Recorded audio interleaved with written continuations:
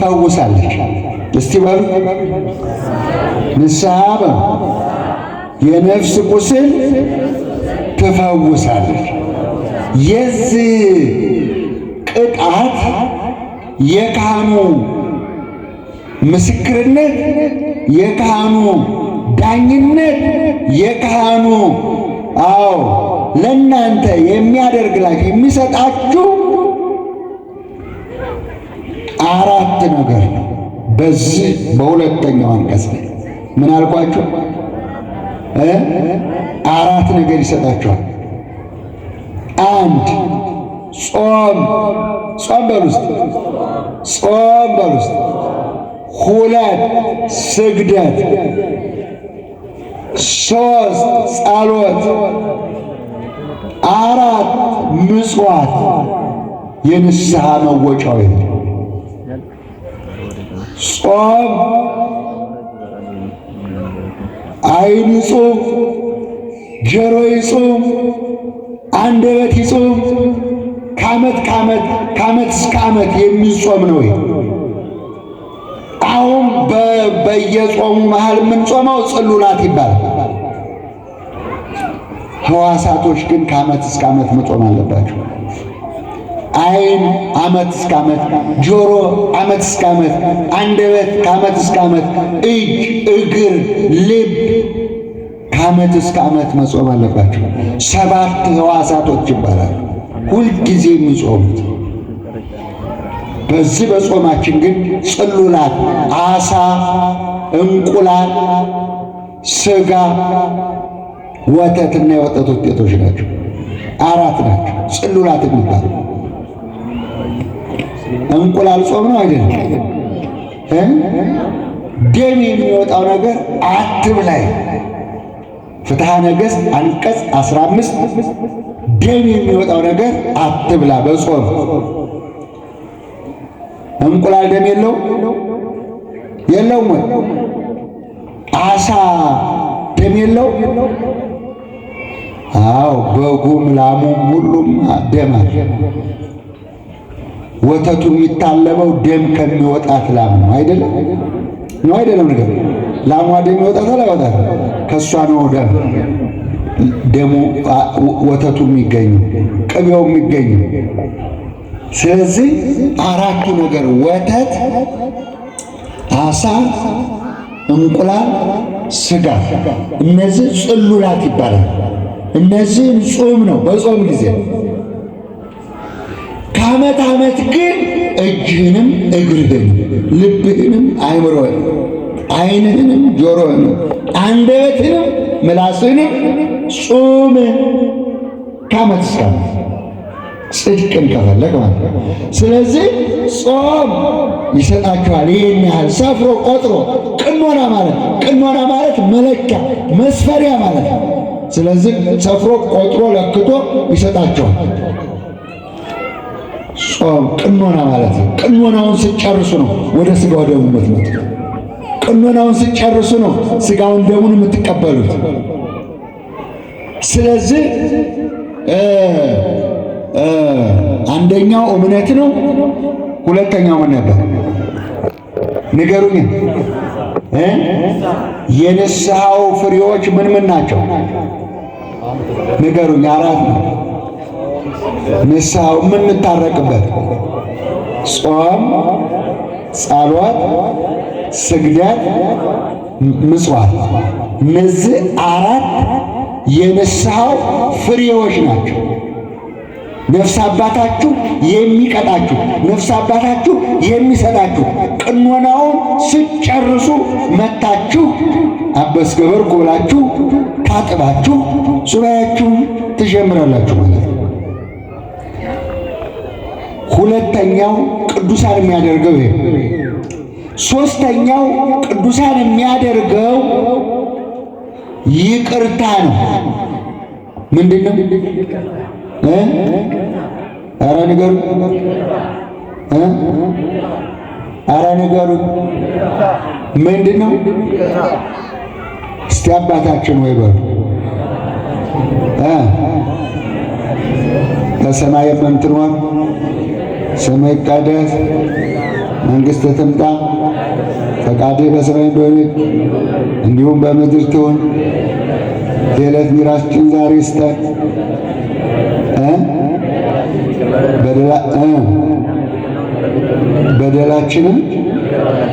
በደላችንን ምን እንዳደረግ የውሸት ጸሎት ነው።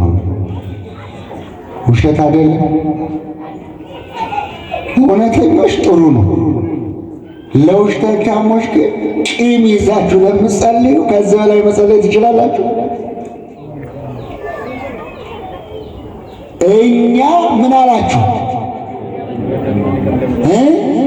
በሏት አይችን ቃል እኛን የበደሉንን ይቅር እንደምንል እውነት ነው።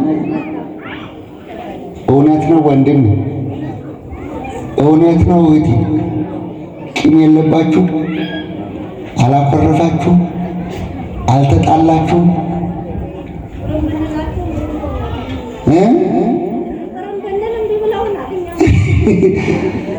ይቅር ካላችሁ ዕዳው ለነሱ ነው፣ ሸክሙ ከነሱ ነው። ይቅር ያለ ሰው ይቅር ይባላል። ይቅር ያለ በሉ ይቅር እለዋለሁ። ይቅር ላላለ ይቅር አልለው። ሰማይ ምድር ያልፋል፣ ቃሌ ግን አያልፍም ይላል። ምሏል። ቂመኞችን ይቅር ላይል ምሏል። ይቅር የማይሉ ሰዎችን ይቅር ላይል ምሏል። ማን የማለው? ሰማይ ምድር ያልፋል፣ ቃሌ ግን አያልፍም። ይቅር አልልም። ነፍስን ለገሃነም ነፍስሽን ለገሃነም ከፈለጋችሁ እንግዲህ እንዲህ ይላል። እዚህ አሁን የሰጠኋችሁ ጥቅስ ላይ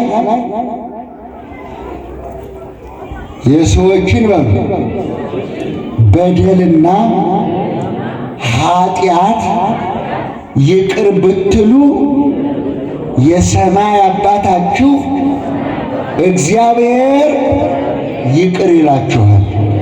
ይቅር ባትሉ በደላችሁን ይቅር አይላችሁም ይላል።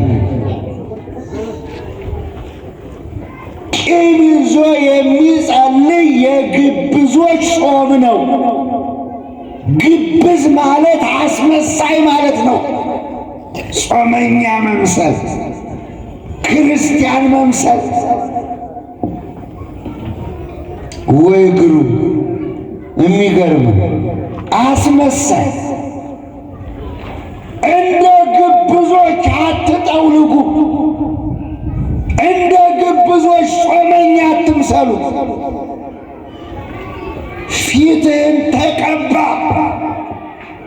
ታጠብ። አዎ ቅባት የተባለው ፍቅር ነው። ፊትህን ራስህን ተቀባ፣ ፊትህን ታጠብ።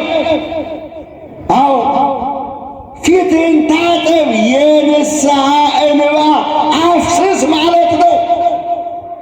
በንስሐ እንባ ታጠብ ማለት ነው።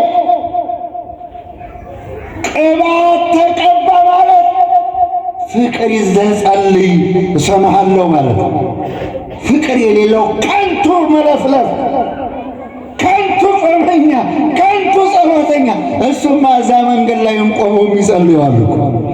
መጽሐፍ ተሸክመው ገንዘብ እየለመኑ ዳዊትም ይደግማሉ እኮ ስለ እግዚአብሔር በሰው በሄደ ቁጥር አእምሮ አይኑ እየሄደ ልቡ እየሄደ አእምሮ እየሄደ ጸሎተኛ የሚመስል መነኩሴ ቄስ ምናምን አለ አይደለ? ምናምንቴዎች ናቸው በፊት ተብሏል። እነዚህ እንዲህ አይነት ጸሎት የለም። ገባችሁ? ገብታችኋል? ሰማችሁ ወገን? ስለዚህ አዎ ቅባት፣ የምን ቅባት? ኧረ ንገሩ። የፍቅር ቅባት በሉ እስቲ። የፍቅር ቅባት በሉ እስቲ። አዎ እግዚአብሔር ይቀባችሁ። አዎ የፍቅር ቅባት ያለው ሰው ሰውን ይወዳል። ሰውን የሚወድ ደግሞ እግዚአብሔርን ይወዳል። አዎ ፊትህን ታጠብ እንደዛች ሴት። የሉቃስ ወንጌል ምዕራፍ 7 ቁጥር 38 የጌታ የኢየሱስ ክርስቶስን እግሩን አጠበችው፣ በፀጉሯ ወለወለችው፣ እንባዋን አፈሰሰች፣ እግሩን ሳመችው። አንቺ ሴት ኃጢአትሽ ሁሉ ተደምስሶልሻል፣ በሰላም ወደ ቤትሽ ሂጂ አላት። ክብር ለመድኃኔዓለም ይሁን። እንባ ማለት ይሄ ነው ወገን፣ በእንባ መታጠብ። እንደ ቅዱስ ጴጥሮስ እንደ ማርያም መግደላዊት ማልቀስ የንስሐ እንባ ማለት ይሄ ነው። ስለ ሰው መጸለይ፣ ስለ ሰው ስለጠላችሁ ሰው መጸለይ፣ ስለተጣላችሁ ሰው መጸለይ። ይቅር በለው በሉ፣ አትርገሙት። ይቅርታ ለማን ነው? ይቅር ለማን ብያለሁ? እሱ ይበቀለው፣ እሱ ስራውን ይስራ፣ ዳኝነቱን እሱ ይስጠው። እኔ ግን ይቅር ብየዋለሁ እኮ ነው እናንተ። ለእግዚአብሔር ከእግዚአብሔር በላይ አለ እንዴ? ለእግዚአብሔር እኮ ተዋችሁት። ሶስተኛው ይቅር ባይነት። ይቅር ሳትሉ ጸሎት የለም። ይቅር ሳትሉ ጾም የለም። ይቅር ሳትባባሉ ቤተ ክርስቲያን አይገባም። ቤተ ክርስቲያን አዎ ይቅር ብሎ ነው ለእግዚአብሔር ትቶ ነው የሚገባው። ለምትፈልጉት ለምትለምኑት ለለመናችሁት ነገር መልስ ከፈለጋችሁ ከተጣላችሁ ሰዎች ጋር ታረቁ። ሶስተኛው ይቅር ባይነት። እስቲ ይቅር ባይነት ነው ይቅር ባሉና ነው። አንደኛው ምንድን ነው? ቅዱሳን ለመሆን አንደኛው ምንድን ነው? እምነት። ሁለተኛውስ ንስሐ። ሶስተኛውስ ይቅር ባይነት። ርኅሩኆች ሁኑ፣ እግዚአብሔር ይራራላችሁ፣ በደላችሁ ሁሉ ይደመሰስላችኋል፣ ትቀደሳላችሁ። አራተኛው ሥጋ ወደሙ ምንድን ነው? ምንድን ነው? ኧረ ንገሩ። ሥጋውና ደሙ። ሥጋዬን የበላ በሉ ደሜን የጠጣ የዘላለም ሕይወት አለው። ምን አለው? የዮሐንስ ወንጌል ምዕራፍ 6 ቁጥር 56 ሥጋዬን የበላ በሉ ደሜን የጠጣ ምን አለው? አይናፍቃችሁ? ስንቶቻችሁ በልታችሁት ይሆን? ስንቶቻችሁ ታዛችሁ ይሆን? ስንቶቻችሁ እምቢ ብላችሁት ይሆን? የኔ ጌታ የድንግል ማርያም ልጅ ኢየሱስ ክርስቶስ ሥጋዬን ብሉኝ ደሜን ጠጡኝ ራሴን ሰጠኋችሁ ብሎ ሲሰጠን ስንቶች ታዘን ይሆን? ስንቶች በልተነው ይሆን? ስንቶች ጠጥተን ይሆን? ፍቅር በሉ እስቲ፣ ፍቅር በሉ እስቲ። አዎ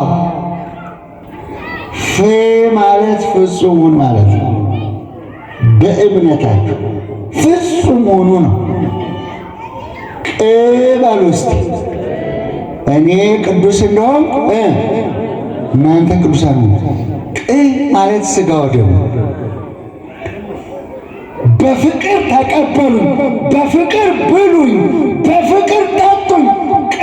ማለት እኔ ቅዱስ ነኝና በልታችሁኝ ጠጥታችሁኝ ሥጋዬን በልታችሁ ደሜን ጠጥታችሁ ቅዱሳን ሁኑ።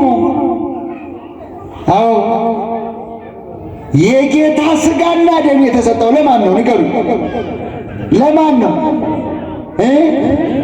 ለክርስቲያኖች። እስቲ በሉ ለማን? ለክርስቲያኖች። ለመሰሉት እሱን ለመሰሉት ለተከተሉት ደቀ መዛሙርት ለሆኑ ቅዱሳን የሚያደርገው የጌታ ሥጋና ደም እኔ ቅዱስ ነኝ እናንተ በልታችሁ ቅዱሳን ሁኑ። ይሄ አራተኛው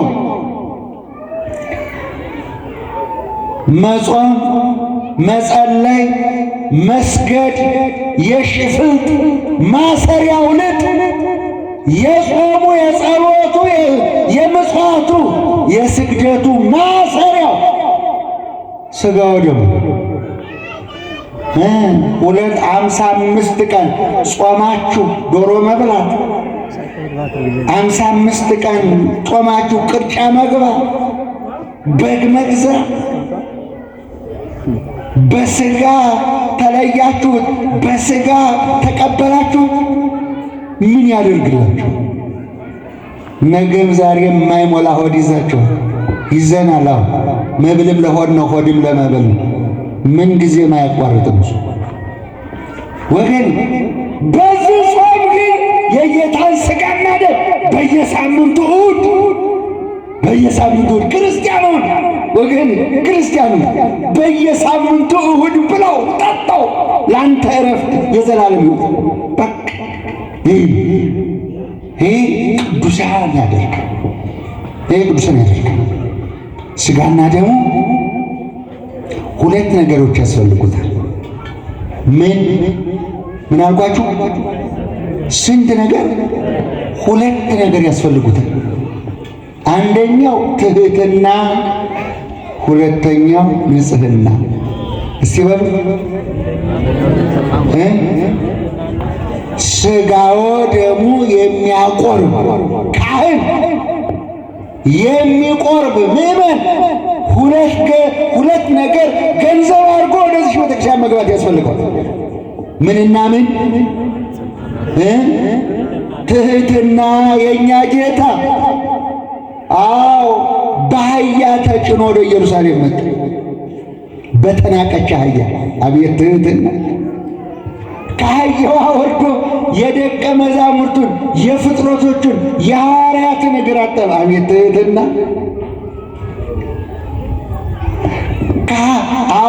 ከኃጢአት በቀር ሰው ያደረገውን ነገር ሁሉ አድርጓል። ሁሉንም በትህትና።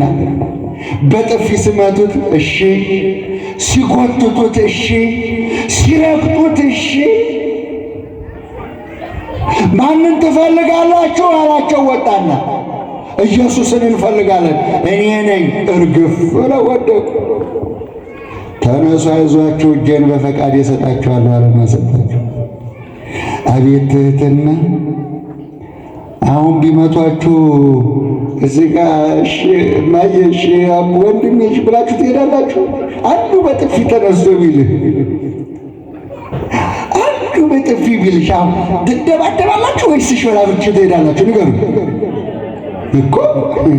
ልብሱን ሰብስቦ ወደ ምድብ ብዙ ይጀምራል ግቢ ውስጥ። የእኛ ጌታ ግን እጥፍ በጥፊ ሲሉት እሺ ለምን ትመታኛለህ አለ። ወንጀል ሰርቼ ከሆነ ጠይቁ፣ ለምን ትመታኛለህ? እንዲህ ያለ ጌታ ያለን አምላክ ነን እኛ። ሰው አምላክ ሆነ፣ አምላክ ሰው ሆነ ተብሎ ወደ አምላክነት ክብር ያመጣን ልዑል አምላካችን እባካችሁ አመስግኑት። ይኸው ክርስትና ማለት ወገኔ፣ ክርስትና ማለት ከወደቅንበት ተነስተን ወደ ሰው አምላክ ሆነ፣ አምላክ ሰው ሆነ። አማኑኤል ማለት አምላክ ሰው ሆነ ማለት ነው። ሰው አምላክ ሆነ። ወደዚህ ልዕልና ወደዚህ ክብር በትህትና ና። በትህትና ንጽህናን ገንዘብ አድርግ፣ ፍቅርን ትህትናን ገንዘብ አድርግ። በቤቱ ትኖራለህ፣ ለዘላለም ትነግሣለህ ከክርስቶስ ጋር። ልጅ ከሆንክ ወራሽ ነው። ልጅ ከሆንሽ ወራሽ ነው። ልጅ ነህ እንጂ ባሪያ አይደለም። ልጆች ከሆን ደግሞ ከክርስቶስ ጋር እንነግሣለን። ክብር ለእሱ ይሁን። ከክርስቶስ ጋር መንገስ የፈለገ ትህትናን፣ ፍቅርን ገንዘብ አድርጎ ይምጡ። የገንዘብ ጣዖት ግን ያስፈልጋችሁ። የገንዘብ ጣዖት ያስፈልጋል። እናቶች፣ አባቶች፣ እህቶች፣ ወንድሞች ትሕትና ያዙ፣ ፍቅርን ያዙ። የጠፋው እሱ ነው። አሁን ሀገራችን ላይ ትሕትና ጠፋ፣ ፍቅር ጠፋ፣ መተሳሰብ ጠፋ፣ ንጽሕና ጠፋ። ይኸው ኃጢአት እየቀጣን ስንት ዓመት ተቀጣን በኃጢአት በእኛው። ይቅርታውን ያድርግልን። ስለዚህ በዚህ በጾም በዚህ በ55 ቀን አብይ ጾም ጾመ ኢየሱስ ስንቶቻችሁ ተዘጋጅታችሁ ይሆን? ስንቶቻችሁ ልትቀበሉት ልትበሉት ጠዋት በኪዳን ቀን በቅዳሴ ማታ በሰርክ ጸሎት ስንቶቻችሁ ተዘጋጅታችሁ ይሆን? እንዴት ልታሳልፉት ተዘጋጅታችሁ ይሆን? ተዘጋጁ። ይሄ ስንተኛው ነው ብያለሁ? ስንተኛው ነው? አምስተኛውና የመጨረሻው የምእመናን ትሩፋት። እስቲ በሉ የምእመናን ትሩፋት በሉ እስቲ። የማቴዎስ ወንጌል ምዕራፍ 25 ቁጥር 34 የማቴዎስ ወንጌል ምዕራፍ 25 ቁጥር 34 ላይ ብራብ አበላችሁኝ፣ ብጠማ አጠጣችሁኝ፣ ብታረዝ አለበሳችሁኝ፣ ብታመም ጠየቃችሁኝ፣ ብታሰር አስፈታችሁኝ፣ እንግዳ ሆኜ ብመጣ ተቀበላችሁኝ። እናንተ የአባቴ ቡሩካን ዓለም ሳይፈጠር የተዘጋጀላችሁ መንግሥተ ሰማያት ወረሱ ይላል። ቁርስህን መጽውተህ ነው የምትጾመው? ቁርስሽን ሰጥተሽ ለድሃ ነው የምትጾመው? ወይስ ለምሳ አስቀምጠሽ? ወይስ ለራት አስቀምጠሽ? የምእመናን ትሩፋት 6ቱ ቃላት ወንጌል ናቸው። እነዚህ ቁርሳችሁን ጾመኛ የሆነ ሁሉ ቁርሱን መመጽወት አለበት። ለድሃ ብፁዕ ዘይበሉ ለነዳያን ወምስኪን፣ ለነዳያን ለችግረኛ ለምስኪን የሚያስብ ምስጉን ነው፣ ብፁዕ ነው። አንተ ቁርሴን ብላ፣ እኔ ግን እጾማለሁ። ቁርሳችሁን ድሃው መብላት አለበት። ቁርሳችሁ ለድሃ ይሰጣል። የሰንበት ቁርስ ደግሞ ለቤተ ክርስቲያን ይሰጣል። ኪዳን፣ ቅዳሴ፣ ሰርክ፣ ጸሎት፣ ስብከት፣ ይህ ሁሉ አገልግሎት የሚሰጡት አስራቱን፣ በኩራቱን፣ ስዕለቱን በየሳምንቱ እሁድ በሰንበት እየተሰበሰባችሁ ለቤተ ክርስቲያን አዋጡ። ሮሜ ምዕራፍ 16 ቁጥር 1 ጀምራችሁ አንብቡት። በየሳምንቱ እሁድ የሚዋጣው የቤተ ክርስቲያን ነው።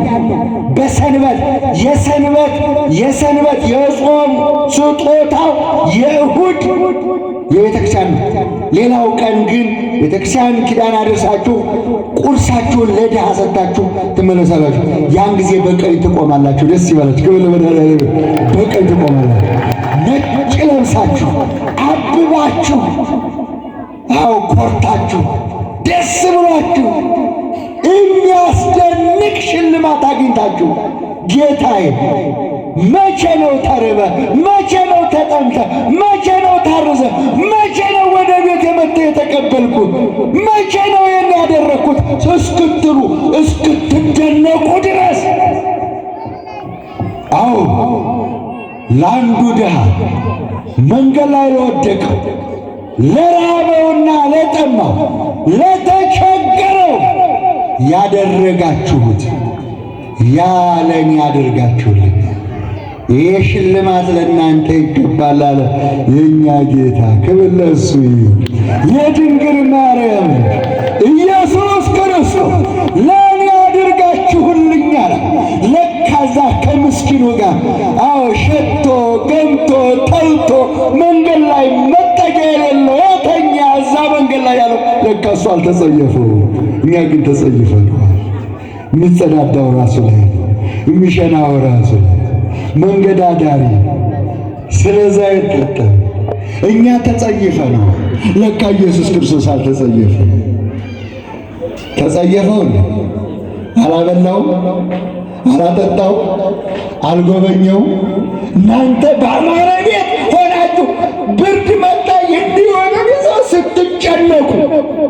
ስትጨነቁ መንገድ ላይ ግን ፎጣ ለብሶ የተኛውን ሰው አይታችሁ እንቅልፉን ጠግቦ ሰላም አግኝቶ በግራና በቀኝ መኪናው ሲንጓጓ እሱ ጥሩ እንቅልፉን ይጠጣ። አቤት ሰላም! የማ ሰላም?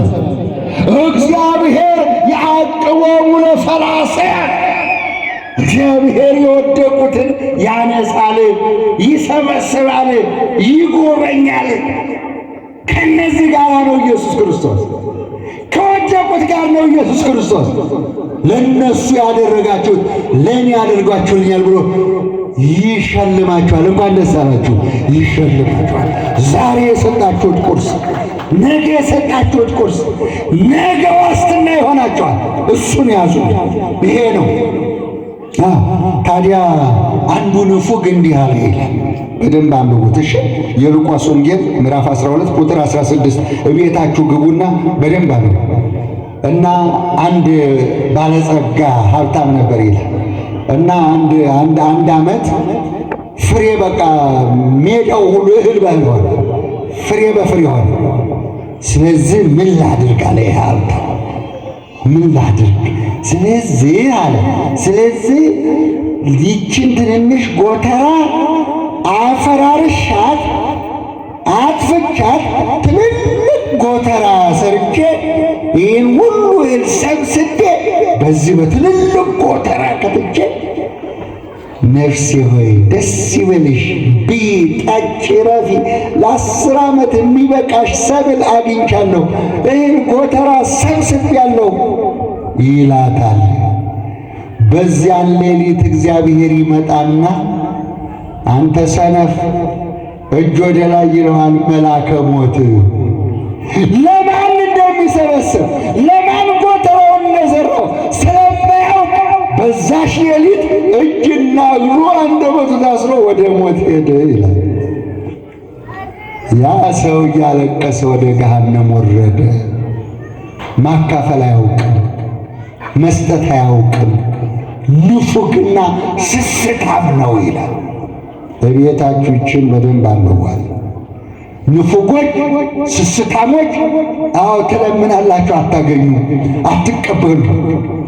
እየሰጣችሁ ግን ስጡ፣ ይሰጣችኋል፣ ታገኛላችሁ፣ ትቀበላላችሁ። እሺ፣ አምስተኛውና መጨረሻው ይሄ ነው፣ የምዕመናን ትሩፋት። ላስተማረን፣ ለመከረን፣ ለገሰጸን ለልዑል አምላካችን ክብር ምስጋና ይድረሰው። ብድግ በሉ። አመሰግናለሁ። 3:30 ብያችሁ ነበረ። አንድ 40 ደቂቃ ትንሽ ጨመርኩባችሁ። ከፋችሁ? አስተማሪው ማን ነው? ማን ነው? እኔም ቆሜ ነው የምማረው፣ እናንተም ቁጭ ብላችሁ ነው የምትማሩት። አስተማሪያችን እግዚአብሔር ከላይ ካላቆመ እኔ ስለማላቆም የኔ ትክክል ስላልሆነ ነው እንግዲህ ትንሽ ሰዓት የጨመርኩባችሁ፣ ይቅርታ። ደህና አደራችሁ። በሰንበት ቁርሳችን ለቤተ ክርስቲያን በሉስ። በሰንበት ቁርሳችን ኧረ በሉ። ቅር አላችሁ? እንደዛ ባለጸጋ እንዳትታሰሩ ነግሬያችኋለሁ። ይሄ ባለጸጋ ይቺን ዛሬ ባጠፋት ነገ ምን ይሆናል? ነገ እንደዚህ ይሆናል። አታውቀውም። ማን መቼ እንደምትጠራ ታውቃላችሁ? መቼ ማን እንደሚጠራ እዚህ ውስጥ የሚያውቃሉ? በየቀኑ መስራት ነው፣ በየቀኑ መጽደቅ። በብርሃን ሳለ በብርሃን ተመላለስ። ዛሬ ነው ያንተ ቀን፣ ዛሬ ነው ያንቺ ቀን። እግዚአብሔር የተመሰገነ በሉ። ስለታችሁ፣ አስራታችሁ፣ መዋጯችሁ፣ ስጦታችሁ ኑዝግ ሁላችሁ አንድ ቶሎ ቶሎ ቶሎ ቶሎ ቶሎ ፈጠን ፈጠን ፈጠን ፈጠን በሉና ጽደቁና በረከታችሁን አግኝታችሁ ወደ ቤታችሁ ኑ ቶሎ። አንድ ብር የሚኖራችሁ 10 ሳንቲም የሚኖራችሁ ትንሽ ይኖራችሁ ትልቅ ይኖራችሁ ማን ያውቃል ኪሳችሁ ንገሩ። ኑ ሁላችሁ